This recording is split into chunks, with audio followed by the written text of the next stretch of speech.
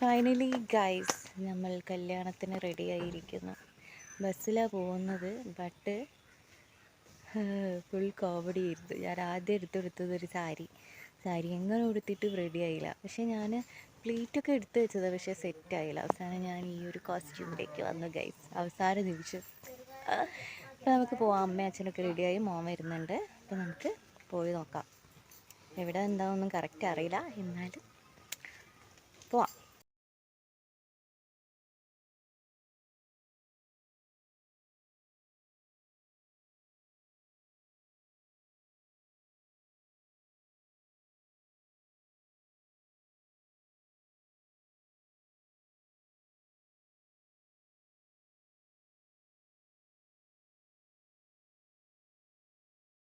ഇതിലേ ഒന്ന് പോയി നോക്കാം. നല്ല ഭംഗിയുള്ള സ്ഥലം. ഇങ്ങോട്ട് വാ, നോക്കിയോട്ടെ. നല്ല അടിപൊളി സ്ഥലമായിരുന്നു കേട്ടോ. നമ്മൾ അങ്ങോട്ടേക്ക് മുന്നോട്ടേക്ക് നടക്കുന്തോറും രണ്ട് ഭാഗത്തും പുഴയായിട്ട് നല്ല ഭംഗിയായിരുന്നു കേട്ടോ കാണാൻ വേണ്ടിയിട്ട്. പിന്നെ അത് മാത്രമല്ല, അങ്ങ് ദൂരെ കാണുന്നത് ഗുൽമോഹറാണ് കേട്ടോ. നല്ല ഭംഗിയുണ്ടായിരുന്നു. പച്ച ഇലയൊന്നും ഇല്ലാണ്ട് നല്ല ആ റെഡ് കളർ, ഒരു ഓറഞ്ച് കളറായിട്ടുള്ള ഒരു പൂവൊക്കെ ആയിട്ട്. ഗായ്സ്, അപ്പം നമ്മൾ കല്യാണത്തിന് വന്ന സ്ഥലം കണ്ടു.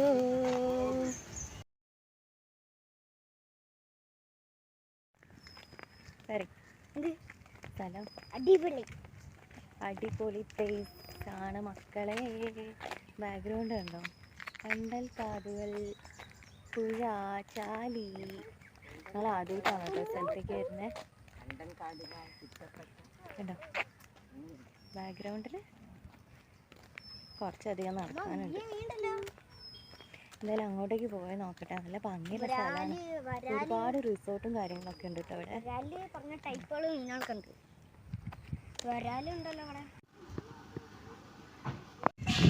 ഗൈസ്, കല്യാണക്കാർ ഞങ്ങളെ ചതിച്ചു.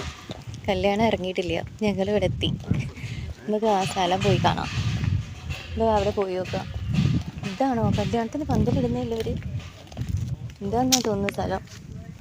ആ ഏതായാലും നന്നായി, അടിപൊളി. ഓപ്പൺ സ്പേസിൽ വെച്ചിട്ട് റിസോർട്ടിൻ്റെ സൈഡിലേക്ക് നമ്മൾ എത്തിയപ്പോഴേ കടൽ പോലെയുള്ള വലിയൊരു പുഴയായിരുന്നു കേട്ടോ. അങ്ങനെ തേര ഇങ്ങനെ വന്നിങ്ങനെ അടിക്കുക, വെള്ളം ഇങ്ങനെ ഓളം തള്ളിയിട്ട് ഇങ്ങനെ വരിക. അത്രത്തോളം വലിയൊരു പുഴയായിരുന്നു കേട്ടോ ഗൈസ്. അപ്പം നമ്മൾ നമ്മുടെ ലൊക്കേഷനിലെത്തി. എവിടെ സംഭവം?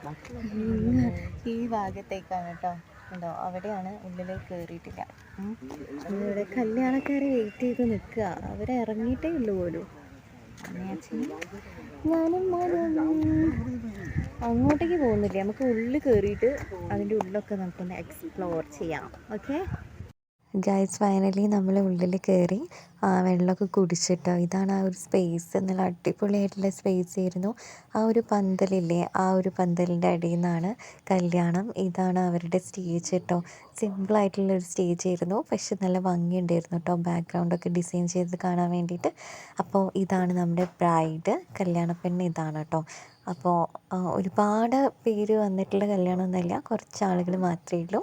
അങ്ങനെ കല്യാണപ്പെണ്ണ് വന്നതിന് ശേഷം പിന്നെ നമ്മൾ കല്യാണ ചെക്കനെ ഇതേപോലെ സ്റ്റേജിലേക്ക് കൊണ്ടുവരുമല്ലോ, ആ ഒരു സംഭവമാണ്. നമ്മൾ ആദ്യമായിട്ടാണ് കേട്ടോ കല്യാണ ചെക്കനെ കാണുന്നത്. നമ്മൾ ഇവരുമായിട്ട് അത്ര വലിയ ടച്ചില്ല. മീൻസ് എന്താ പറയുക, എനിക്കാരെയും ഇവരെ വലിയ പിടുത്തമൊന്നുമില്ല. എനിക്ക് അമ്മയ്ക്കൊന്നും അച്ഛനാണെന്നാലും കുറച്ചെങ്കിലും ആൾക്കാരെ അറിയാം. ഇതാണ് കേട്ടോ റിസോർട്ട്. നല്ല അടിപൊളി സെറ്റപ്പ് ആയിരുന്നു. ഒരു തറവാട് പോലെയായിരുന്നു കേട്ടോ. വീടുണ്ടാക്കുകയാണെങ്കിൽ ഇങ്ങനെ ഒരു വീട് സെറ്റപ്പിൽ ഉണ്ടാക്കണം കേട്ടോ. അപ്പം നമ്മൾ മുറ്റത്തൊരു 2 വലിയ മാവുണ്ടായിരുന്നു. നല്ല അടിപൊളി ഫോട്ടോഷൂട്ട് അതേപോലെ തന്നെ സംഭവങ്ങളൊക്കെ ചെയ്യാൻ വേണ്ടിയിട്ട് പറ്റിയൊരു സ്ഥലമാണ് കേട്ടോ. അപ്പം നമ്മൾ ഫുഡൊക്കെ കഴിച്ചു. പെട്ടെന്ന് എൻ്റെ ഫോൺ ഓഫായി പോയി ഗൈസ്. ആകെ 30 സംതിങ് ചാർജുമായിട്ടാണ് നമ്മൾ പോയിട്ടുണ്ടായിരുന്നത് കല്യാണത്തിന്. ഫോൺ ഓഫായിപ്പോയി. പിന്നെ നമ്മൾ തിരിച്ച് വന്നപ്പോൾ ഇതേപോലെ പായസം ഇങ്ങനത്തെ സംഭവങ്ങളൊക്കെ വീട്ടിലുണ്ടായിരുന്നു കേട്ടോ. അപ്പോൾ നമ്മൾ രാത്രി ചോറുണ്ണാൻ വേണ്ടിയിട്ട് ഒരു പരിപ്പിൻ്റെ കറി വെച്ചിട്ടുണ്ടായിരുന്നു. പിന്നെ കാളൻ, അവിയൽ, പിന്നെ 2 ടൈപ്പ് പായസം ഒക്കെ ഉണ്ടായിരുന്നു കേട്ടോ. Good morning guys, good morning. അയ്യോ, എൻ്റെ കോലം കേട്ടോ. ഞാൻ ഇപ്പം എണീറ്റിട്ടേ ഉള്ളൂ കേട്ടോ. അതവിടെ ചായ, ഒരു ഗ്ലാസ് ചായ കുടിക്കണം തോന്നി. അപ്പോൾ ചായ കുടിക്കാം. ഇവിടെ ബാക്ക്ഗ്രൗണ്ടിൽ നോയ്സ് ഉണ്ട്, മരം മുറിക്കുന്നുണ്ട്. അപ്പം അതിൻ്റെ അപ്പോഴേ ഞാൻ ഇപ്പോൾ വന്നത് എന്തിനാണെന്നറിയോ? നമ്മൾ ഇന്നലെ കല്യാണത്തിന് പോയില്ലേ, ഇന്നലെയാണ് കേട്ടോ അത്, ഇത് ഇന്നാണ്, ഇത് നെക്സ്റ്റ് ഡേയാ. ഇന്നലെ വന്നപ്പോൾ ഞാൻ ഫ്ലൈറ്റിൽ പോയി, ഞാൻ ഉറങ്ങിപ്പോയടോ. ഇന്നലെ വന്നതിന് ശേഷം ഞാൻ പറഞ്ഞുതരാം, ഞാൻ സ്റ്റെപ്പ് ബൈ സ്റ്റെപ്പായിട്ട് ഇന്നലെ നടന്ന സംഭവങ്ങളൊക്കെ ഞാൻ പറഞ്ഞുതരാം കേട്ടോ. നമ്പർ 1, ഇന്നലെ ഞാൻ ഇൻട്രോ എടുക്കാൻ മറന്നുപോയി എന്നുള്ളതാണ് ഒന്നാമത്തെ കാര്യം. മൊത്തത്തിലൊരു വല്ലാത്ത ദിവസമായിരുന്നു കേട്ടോ ഇന്നലെ. മെനിയാന്ന് രാത്രി ഞാൻ സാരി ഉടുക്കണം എന്ന് വിചാരിച്ചിട്ട് മെനിയാന്ന് രാത്രി തന്നെ ഫുൾ പ്ലീറ്റൊക്കെ എടുത്ത് സെറ്റാക്കി വെച്ചു. സാരി അയൺ ചെയ്ത് എല്ലാം സെറ്റ് ചെയ്ത് വെച്ച്, ഇനി ഒന്നും ചെയ്യാനില്ല. രാവിലെ ജസ്റ്റ് എടുത്തിങ്ങനെ നമ്മളെ എന്താ പറയുക അണ്ടർസ്കേർട്ടില്ലേ അതിലിങ്ങനെ എന്താ പറയുക ഉള്ളിലേക്ക് കയറ്റി കുത്തി കൊടുത്താൽ മാത്രം മതി, പിന്നുകൊണ്ട് ഇതാക്കിയാൽ മാത്രം മതി. പട്ട് പണി പാളി ഗൈസ്. എങ്ങനെ നോക്കിയിട്ടും എന്താ പറയുക ഈ തോളിലേക്ക് വരുന്ന പ്ലീറ്റ്, അതൊക്കെ പ്ലീറ്റ് ഇങ്ങനെ എടുക്കുമ്പോൾ കറക്റ്റാണ്, പക്ഷെ ഇങ്ങനെ ഇട്ട് വരുമ്പോൾ എങ്ങനെ നോക്കിയിട്ടും സെറ്റ് ആകുന്നില്ല. ബ്ലൗസ് കുറച്ച് ലൂസ് ഉണ്ടായിരുന്നു, ഇനി അതിൻ്റെതാണോ എന്ന് അറിഞ്ഞൂടാ. ഒരു 1.5-3 മണിക്കൂർ ഞാൻ അതിൻ്റെ മേലെ സമയം ചിലവാക്കി. പക്ഷെ മേക്കപ്പല്ല, കണ്ണെഴുതി പൊട്ട തൊട്ട് സെറ്റാക്കി മുടി കിട്ടിയിട്ടില്ലായിരുന്നു, അതൊക്കെ കഴിഞ്ഞതാ. പക്ഷേ ഈ സാരീൻ്റെ മേലെ ഞാൻ 1/2 മണിക്കൂറോളം ഞാൻ ടൈം വേസ്റ്റ് ചെയ്തു. അമ്മയാണ് ഇവിടെ ഏറ്റവും ലാസ്റ്റ് പുറപ്പെടുക. ഞങ്ങളെല്ലാവരും ഡ്രസ്സ് മാറ്റി കഴിഞ്ഞാലും അമ്മേനെ വെയിറ്റ് ചെയ്ത് നിൽക്കുക സാധാരണ ചെയ്യൽ. ബട്ട് ഇന്നലെ എൻ്റെ വെയിറ്റ് ചെയ്തു എല്ലാവരും. അയ്യോ, അവസാനം എന്താക്കി ആസ് യൂഷ്വൽ അതൊക്കെ അവിടെ ഊരിയിട്ടിട്ട് ഒരു ചുരിദാർ എടുത്തിട്ട് അതൊക്കെ മാറ്റി മുടിയൊക്കെ കെട്ടി. പിന്നെ ഇറങ്ങിയതിന് ശേഷം ഇൻട്രോ പറഞ്ഞിട്ട് ഉണ്ടെന്നുള്ള ഓർമ്മയിൽ ഞാൻ കല്യാണത്തിന് പോകുന്ന കാര്യം അതിന് കണ്ടാൽ മനസ്സിലാവും. ഓക്കെ, അങ്ങനെ പറഞ്ഞു പോയി.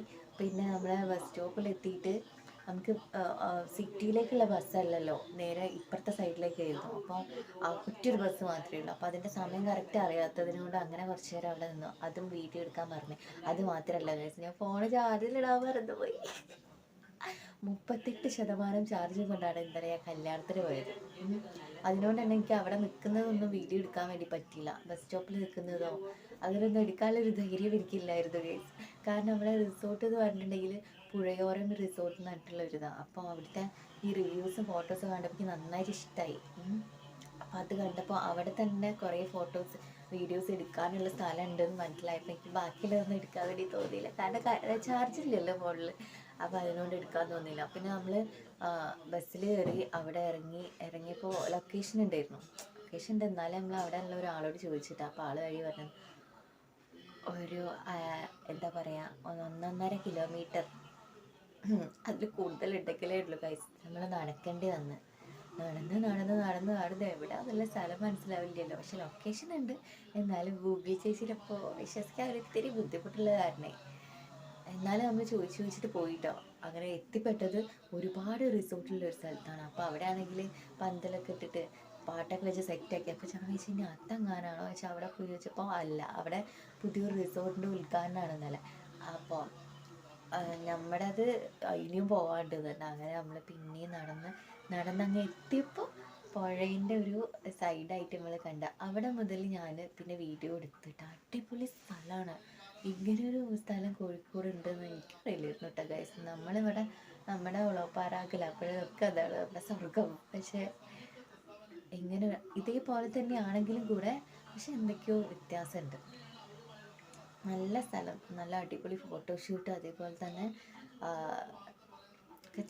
സെറ്റ് ചെയ്യാൻ വേണ്ടിയിട്ട് പറ്റുന്ന ഒരു സ്ഥലമാണ് കേട്ടോ.